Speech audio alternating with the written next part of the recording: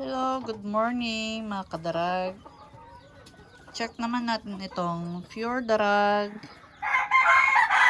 pen number 6. Na-hatch sila noong November 13 to 18, 2024. So, bali,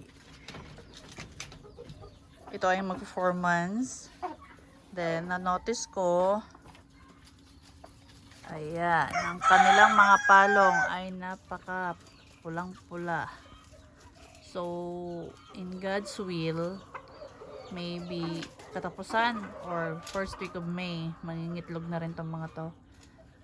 Tingnan mo naman, walang halong edit to, talagang mapula. And maganda rin yung selection natin ng mga hens, matatangkad. So, maganda talaga sa mga manok ang naiinitan. So, bigyan po natin sila ng playground. Kaso nga lang, tignan mo naman ang net ko sa taas. Punong-puno na ng dahon. Ito ang kagandahan sa mga manok ang naiinitan talaga. So, bigyan natin sila ng playground. Pag mga ganito.